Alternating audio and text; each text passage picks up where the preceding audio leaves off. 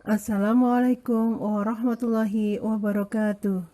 Selamat berjumpa kembali dengan Bu Nana di pelajaran PADB. Bagaimana kabarnya anak-anak hari ini? Semoga kalian selalu dalam keadaan sehat. Perhatikan ya, karena sekarang ini sudah mulai musim hujan. Kalian kalau keluar rumah usahakan pakai mantel ataupun payung. Semoga kalian selalu dalam lindungan Allah Subhanahu wa Ta'ala. Hari ini Bu Nana masih meneruskan tentang kisah Nabi Muhammad Shallallahu Alaihi Wasallam. Pada hari Sabtu, Bu Nana telah membahas kelahiran Nabi Muhammad sampai masa remaja. Untuk kali ini kita bahas Nabi Muhammad pada usia 25 tahun. Nah, di usia ini Nabi Muhammad menikah dengan Khadijah. Dari pernikahan tersebut, Nabi Muhammad mempunyai putra dan putri. Yang pertama Qasim, yang kedua Abdullah, yang ketiga Zainab, yang keempat Ruqayyah, yang kelima Ummu Kulsum, dan yang keenam Fatimah. Qasim dan Abdullah meninggal saat balita. Dan hanya Fatimah Az-Zahra yang hidup lama hingga beliau mempunyai cucu. Pada usia 35 tahun, Nabi Muhammad berhasil mendamaikan para pemuka Quraisy ketika bersengketa dalam peletakan Hajar Aswad ke tempat semula. Peristiwanya gimana? Pada saat itu di Mekah terjadi banjir dan Hajar Aswad hanyut dari tempatnya semula. Para pemimpin Quraisy bersitegang memperebutkan siapakah yang berhak meletakkan Hajar Aswad ke tempat semula. Karena tidak ada titik temu, mereka sepakat untuk menyerahkan keputusan kepada siapa saja yang datang pertama kali pada keesokan harinya. Ternyata yang datang pertama kali adalah Nabi Muhammad. Nah, para pemimpin kaum Quraisy ini berteriak dengan penuh rasa bahagia. Inilah Al-Amin, kami rela beliau yang memberi keputusan. Dan terbukti Rasulullah mampu mengatasi masalah mereka dengan cara yang sangat sederhana dan melegakan semua pihak. Beliau menggelar surbannya, kemudian meletakkan Hajar Aswad di tengah surban tersebut. Kemudian Nabi Muhammad meminta para pemuka Quraisy itu untuk memegangi surbannya dan membawa Hajar Aswad ke tempat semula. Setelah sampai, kemudian Nabi Muhammad mengambil Hajar Aswad itu dan meletakkan di tempat semula. Pada usia 40 tahun, Nabi Muhammad sering uzlah di Gua Hira yang berada di Jabal Nur. Uzlah adalah berdiam diri untuk beribadah kepada Allah. Karena apa? Karena beliau sangat prihatin terhadap kondisi masyarakat Arab pada saat itu. Gua Hira ini terletak di sebelah utara kota Mekah. Beliau memohon kepada Allah agar bangsanya terbebas dari kemusyrikan dan kebodohan.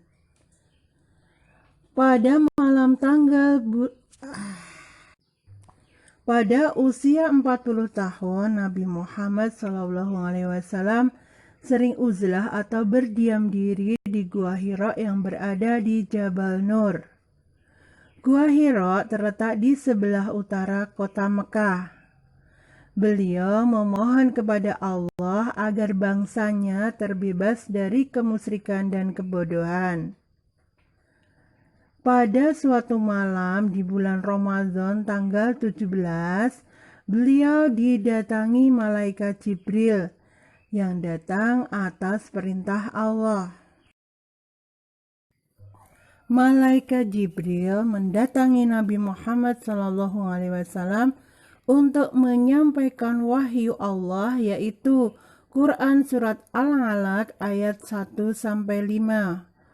A'udzu billahi minasyaitonir rajim. Bismillahirrahmanirrahim. Iqra bismi rabbikal ladzi khalaq. Khalaqal insana min 'alaq. Iqra wa rabbukal akram. Alladzi 'allama bil qalam. 'Allamal insana ma lam ya'lam. Artinya, bacalah dengan menyebut nama Tuhanmu yang menciptakan. Dia telah menciptakan manusia dari segumpal darah. Bacalah, dan Tuhanmu lah yang Maha Pemurah, yang mengajarkan manusia dengan perantaraan kalam. Dia mengajarkan kepada manusia apa yang tidak diketahuinya. Sepulang dari Gua Hira, beliau meminta istrinya untuk menyelimutinya karena tubuh beliau menggigil. Beliau masih merasa ketakutan dengan peristiwa yang dialaminya di Gua Hira. Setelah kondisi membaik, Nabi Muhammad SAW menceritakan hal yang dialaminya di Gua Hira.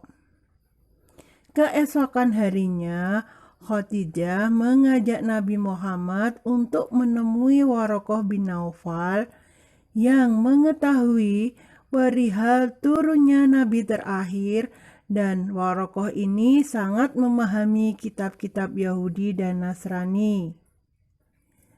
Setelah mendengar cerita Nabi Muhammad, Waraqah mengatakan bahwa Nabi Muhammad merupakan orang yang telah dipilih oleh Allah untuk menjadi seorang nabi. Nabi Muhammad SAW merupakan nabi yang terakhir, karena sesudah beliau tidak akan lagi diutus nabi. Sejak awal berdakwah, beliau mengumumkan diri bahwa beliau sebagai penutup para nabi, atau yang sering disebut dengan Khatamul Anbiya, dan hal ini diterima oleh kaum muslimin. Tentang nabi penutup ini dijelaskan juga dalam Quran surat Al-Ahzab ayat 40 yang artinya, Muhammad itu bukanlah bapak dari seorang di antara kamu, tetapi dia adalah utusan Allah dan penutup para nabi. Dan Allah Maha mengetahui segala sesuatu. Untuk pertemuan kali ini, Bu Nana cukupkan sekian dulu. Bu Nana akhiri, wassalamualaikum warahmatullahi wabarakatuh. Tetap semangat belajar ya.